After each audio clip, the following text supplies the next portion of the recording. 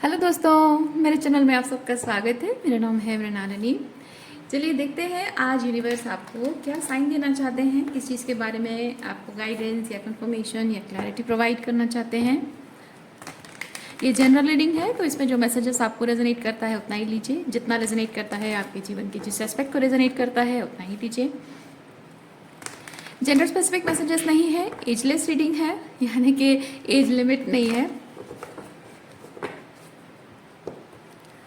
सो चलिए देखते हैं आपको जो भी रेजोनेट करता है, जिस तरह से रेजोनेट करता है, खुशी खुशी उसे ग्रहण कीजिए। क्या यूनिवर्स प्लीज़ बताइए, जो भी कलेक्टिव इस रीडिंग को देख रहे हैं उनके हाईएस्ट गुड के लिए आप उन्हें क्या बताना चाहते हैं। क्या universe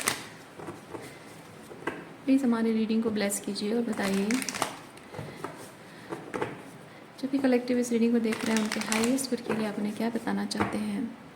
thank you, thank you, thank you, thank you very much.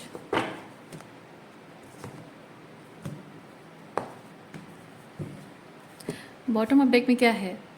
8 of cups. वाह, finally you are letting go of something और in the verge of letting go of something.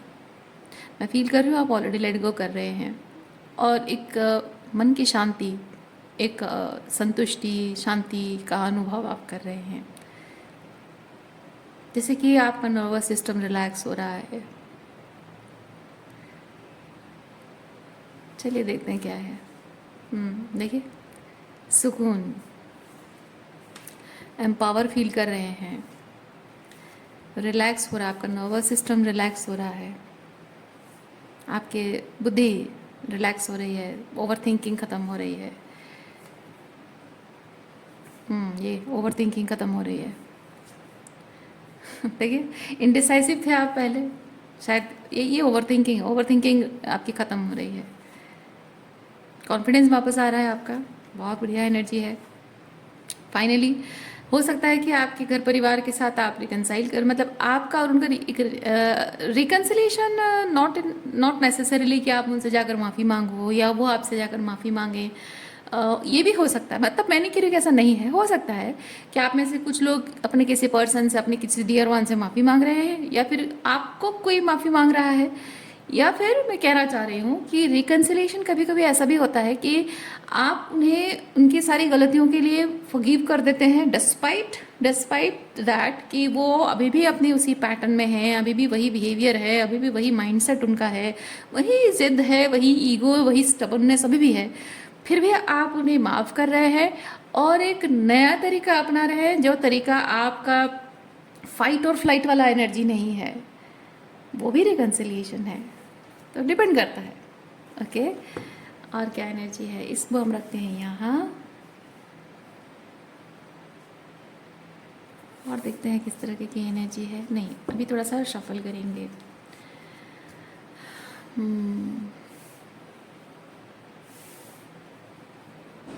सो इस एनर्जी में जब आप आ रहे हैं, मैं एक चीज़ ये भी फील कर रही हूँ कि आप अपने अतीत के बारे में और ज़्यादा नहीं सोच रहे हैं। पास्ट में क्या हुआ था, कैसे हुआ था, क्यों हुआ था, और पास्ट में कोई पर्सन कैसे बिहेव करता था, पास्ट में आप किस तरह के पर्सन थे।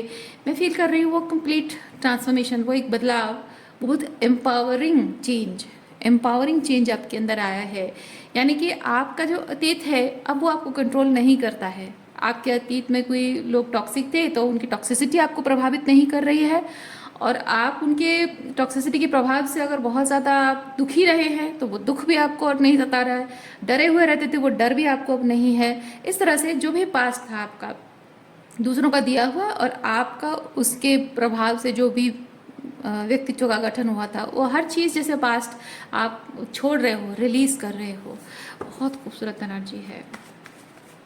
और क्या है देखिए, डियर यूनिवर्स प्लीज़ बताइए। Thank you.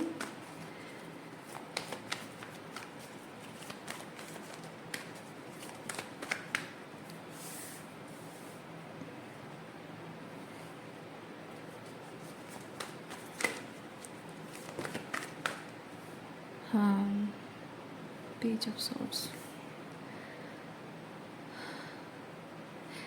Page of sword जो आप अपराइट है, तो ये with the queen of swords and page of swords, ये ऐसा हो सकता है कि जब लोग कुछ कहते हैं, कुछ डिफेंसिव एनर्जीज हैं, कुछ टॉक्सिसिटी है, तब ये एनर्जी बताती है कि आपको पलट कर जवाब देना है।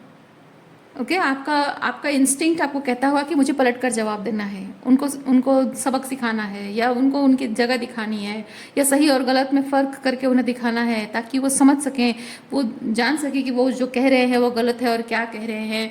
तो वो एक अंदर से इंस्टिंक्ट आपके अंदर आना कि मुझे अपनी बात रखनी है, मुझे अपनी बात प्रूव करनी है, या फिर मुझे उन्हें बताना है कि वो गलत है। लेकिन you are also letting go of that energy. अब यह है कि आप यू आर लाइक आप वो जो भी chaos एंड कॉन्फ्लिक्ट, देखिए एक चीज़ है, यहाँ जहाँ प्यार है वहाँ chaos एंड कॉन्फ्लिक्ट नहीं है, सच्चा प्यार जहाँ होता है। लेकिन जहाँ chaos एंड कॉन्फ्लिक्ट है वहाँ प्यार हो ही नहीं सकता, वो भी नहीं हो सकता। लेकिन मैं एक चीज़ यहाँ पे फील कर रही हूँ, जो एम्पावरमेंट आपके अंदर आई है ना, वो ये है कि आप despite all the chaos and conflict, आप बहुत ही लव एनर्जी में हैं।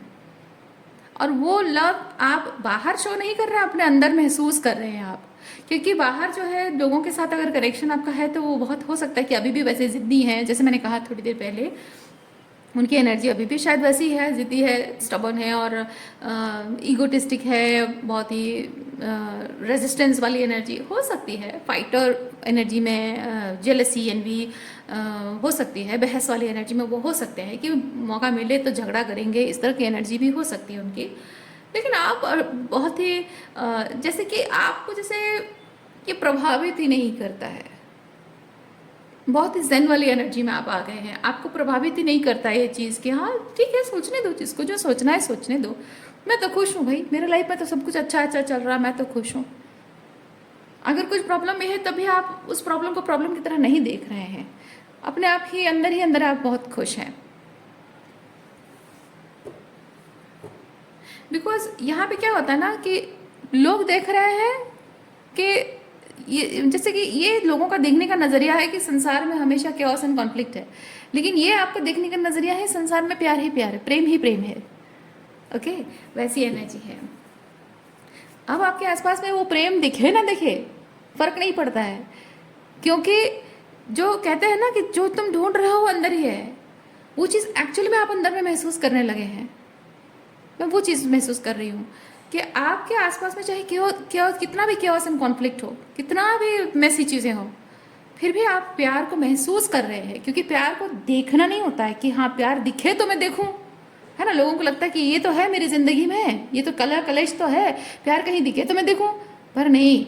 अब आपकी एनर्जी ऐसी है कि प्यार है, मैं तो महसूस कर रही हूँ प्यार, दिखने की क्या ज़रूरत है, वो दिखने वाली चीज़ नहीं है, महसूस करने वाली चीज़ है। प्यार को प्रूव करने वाली चीज़ नहीं होती है, प्यार को महसूस करने वाली चीज़ है। अगर बाहर नहीं दिख रहा है तो अंदर महसूस करना शुरू कर चुके हैं आप। वाह,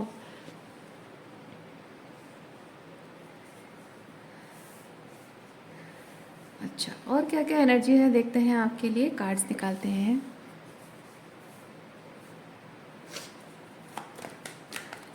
जो भी कलेक्टिव इस रीडिंग को देख रहे हैं उनके और किस तरह की एनर्जी है। Dear universe, thank you. Okay हाँ, पहले हो सकता है कि आप डरते थे, जिन भी लोगों से आप डील कर रहे हैं शायद उन लोगों से आप बहुत डरा करते थे कि मैं अगर मतलब you are constantly walking on eggshells, कि मैं अगर ये बोलूँ तो ऐसा होगा, वो बोलूँ तो ऐसा होगा, मैं ये करूँ तो ऐसा होगा, वो करूँ तो ऐसा होगा।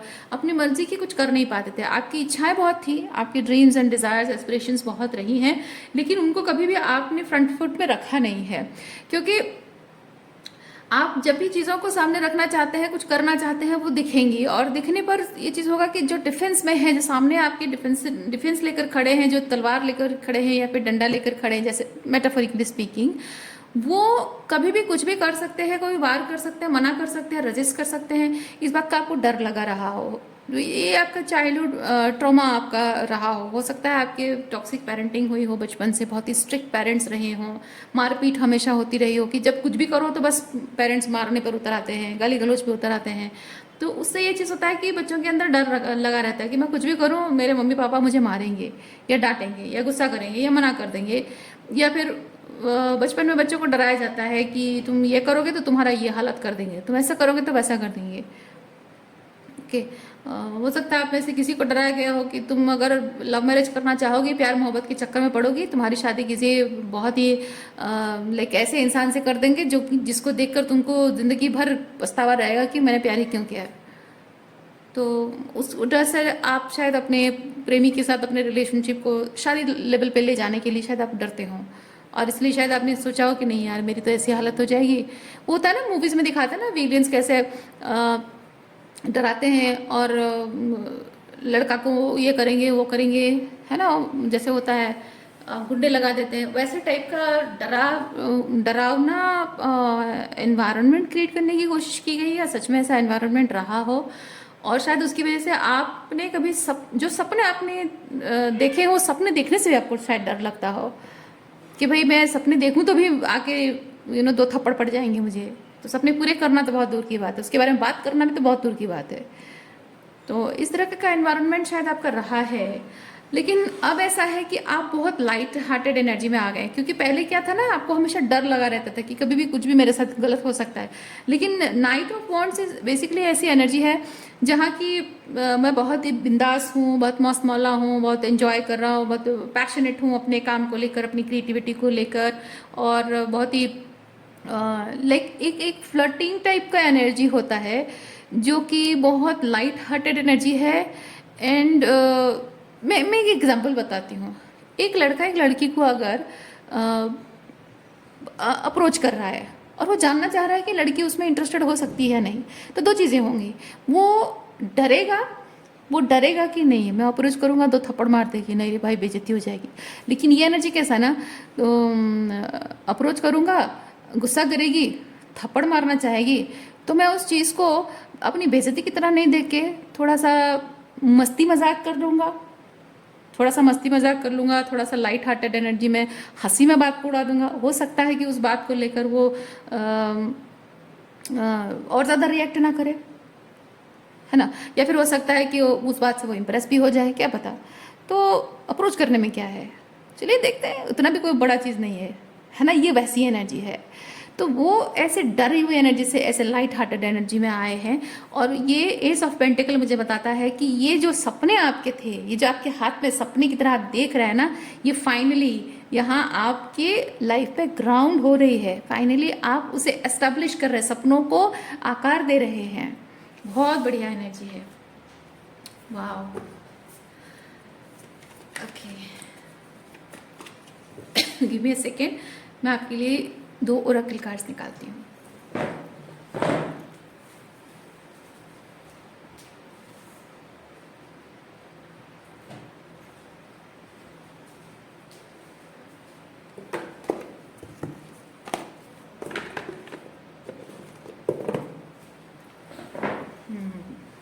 Thank you for waiting.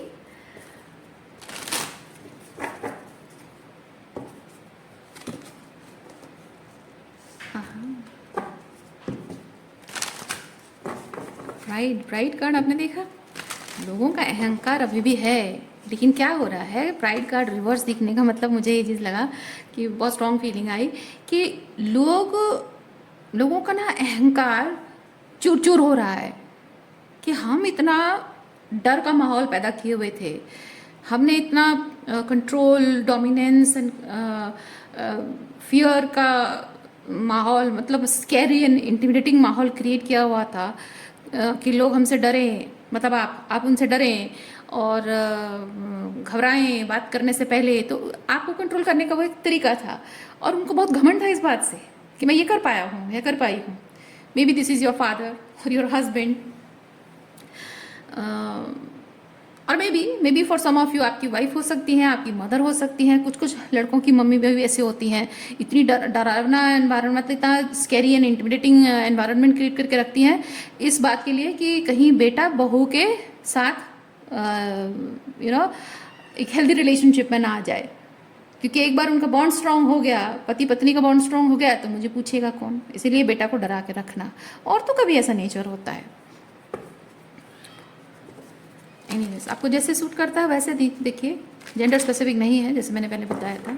तो उनका घमंड, वो जो अहंकार उनके अंदर था ना कि मैं ये कर पाया हूँ, मैंने ये ऐसा दबदबा अपना बना रखा है कि किसी की इतनी मजाल कि मुझे कोई मुंह पे बोल दे, कोई हिम्मत कर ले, मैं जितना प्रोवाइड करूँगा उतना ही वो लोग उसे अपना प्रिविलेज समझकर, उसे अपना सौभाग्य समझकर उसे अपना लेंगे, और मैं जितना प्रोवाइड करूँगा उससे ज़्यादा एक्स्ट्रा कुछ मांगने की हिम्मत नहीं करेंगे, या एक्स्ट्रा कुछ सपने देखने की उम्मीद भी नहीं करेंगे, मतलब सपने देखने वाले सोचेंगे भी नहीं। नो, वो चीज़ थी। अब शायद उनका वो अहंकार जो है वो चूर चूर हो रहा है आपकी इस एनर्जी शिफ्ट को देखकर।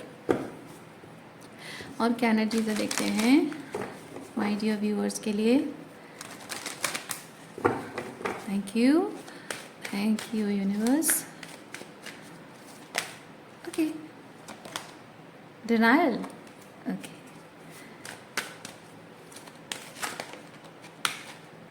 Denial and judgment. I acknowledge my fear, but I replace it with देखिए insightful awareness. पहले आप, जैसे मैंने कहा, ये एग्जैक्टली वही एनर्जी है, ये कंफर्म कर रहा है ये कार्ड। पहले आप डरते थे कि नहीं नहीं मैं ये नहीं करूँगा, डिनाइल में थे। क्यों? क्योंकि नहीं पापा ऐसा करेंगे, मम्मी ऐसा कर देगी, मम्मी तो पूरा हल्ला मचा देगी, पापा तो पूरा ये कर देंगे, जो भी है वर्ड्स अभी नहीं आ रहे मुंह में ठीक है। तो उसकी वजह से क्या होता था कि आप अपने सपनों के बारे में नहीं सोचते। लेकिन जजमेंट कार्ड ये चीज़ है कि मैं अब अपने सपनों के लिए खड़ा हो रहा हूँ। ओके, जो भी चैलेंज आए, I understand that every one has their own unique path, जो आपका अपना है, एंड चैलेंजेस, और जो भी चैलेंजेस आपके हैं आप उसे एक्सेप्ट कर रहे हैं, अपनी खुशियों की, अपने सपनों की रिस्पॉन्सिबिलिटी उठा रहे हैं आप। तो बेसिकली ये ऐसा चीज़ है कि आपको, अगर आप ये नहीं भी कर पा रहे हैं ना, तो मैं आपको एक चीज़ बता रही हूँ जिससे आपको समझ में आएगा कि ट्रूली चीज़ करना क्या है आपको। अगर अभी तक आपको ये आपकी करंट एनर्जी हो सकती है किसी किसी के लिए, कि किसी किसी के लिए हो सकता है कि this is the thing you have to do.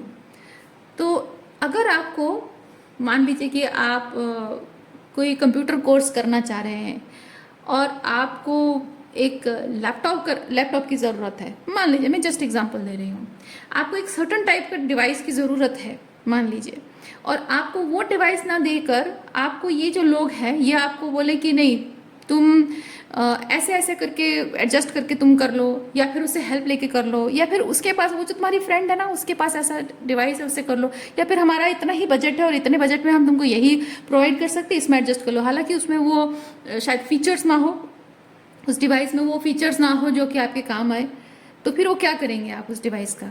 किसी काम का है? कुछ नहीं। तो आप जब कुछ करना चाह रहे हैं तो आपको जो पर्टिकुलर डिवाइस या पर्टिकुलर कैटेगरी चाहिए, कोई चीज़, मतलब कहने का मतलब है ज़िंदगी जीने के लिए आपको जिस तरह की कैटेगरी फुलफिल होने की ज़रूरत है, अगर वो जो प्रोवाइड कर रहे हैं उसमें वो चीज़ नहीं है, तो वो जो दे रहे हैं उस चीज़ के लिए आप उनको जैसे कि ये नहीं कह सकते हो कि आप ग्रेट हो, आप महान हो, आपने मुझे बहुत कुछ दिया है। नहीं, कहने का मतलब है कि आपको, अगर ये लोग जो भी हैं, अगर ये कह रहे हैं कि हमने तुम्हारे लिए बहुत कुछ किया है and you are so ungrateful, तो दैट डजंट मेक सेंस। मैं कहना ये चाह रही हूँ, है ना, क्योंकि जजमेंट कार्ड है, ग्रेटफुलनेस की बात आती है। तो आप ये कोई एक्सपेक्ट नहीं करना, किसी को एक्सपेक्ट नहीं करना चाहिए कि हमने तुम्हारे लिए इतना कुछ किया, हमने तुम्हें इतना कुछ दिया, ये किया वो किया, और क्या ही कर सकते थे, जो जो करना था हमने बेस्ट किया है, तो उससे भी तुम अनग्रेटफुल हो। लेकिन आपकी रिक्वायरमेंट तो कुछ अलग ही है, आपकी ज़िंदगी जीने का जो बेसिक है, फाउंडेशन है, वो तो अलग ही है, आपके सोल एसेंस ही अलग है, आपके सोल का पर्पज़ ही कुछ अलग है। तो वो जो भी प्रोवाइड करें, क्या फ़र्क पड़ता है? कोई फ़र्क नहीं पड़ेगा, है ना। आप कभी ग्रेटफुल हो ही नहीं सकते क्योंकि आपकी रिक्वायरमेंट ही अलग है। तो आप अगर पैंट शर्ट पहनते, आपको धोती कुर्ता लाकर पकड़ा दिया, क्या करेंगे आप? नहीं पहन पाएंगे। आपको नहीं पसंद है, आपको इंटरव्यू देने जाना, धोती कुर्ता पहन के नहीं जाएंगे, तो आप खरीदेंगे ही नया। तो आपको कहेंगे कि नहीं, हमने इतना पैसा खर्चा करके तुम्हारे लिए इतना कॉस्टली वाला सिल्क का धोती कुर्ता खरीदा है, क्या फ़र्क पड़ता है? एग्जैक्टली वही चीज़ है। यूनिवर्स आपको वो चीज़ कह रहा है कि जो तुम्हारी रिक्वायरमेंट है, जो तुम्हारी सोल एसेंस के साथ रेजोनेट होता है, उस चीज़ को आप परस्यू करना शुरू करो। ओके? और जो आपको दिया गया है, ये इन लोगों की तरफ से जो कुछ भी दिया गया है वो रेजोनेट नहीं करता, कोई बात नहीं, उसे वहीं पड़े रहने दो, ठीक है। आपको हो सकता है जैसे कि यहाँ ये चीज़ है, ये आपको मजबूर किया गया है। हम जो दे रहे हैं उसी हिसाब से रहो, हम जैसा चाह रहे, हम जैसा तुम्हें प्रोवाइड कर रहे हैं उसी हिसाब से तुम अपनी ज़िंदगी बनाने की कोशिश करो। बन पाए तो बनाए, है ना।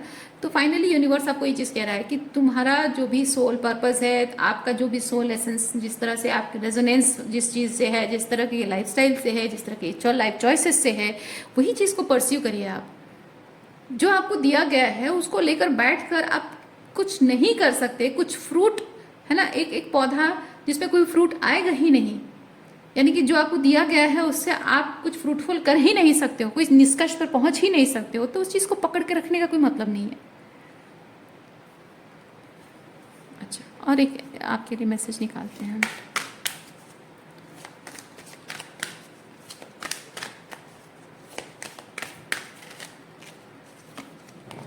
फियर, अपने डर को आपको त्याग करना है, डर का त्याग करना है।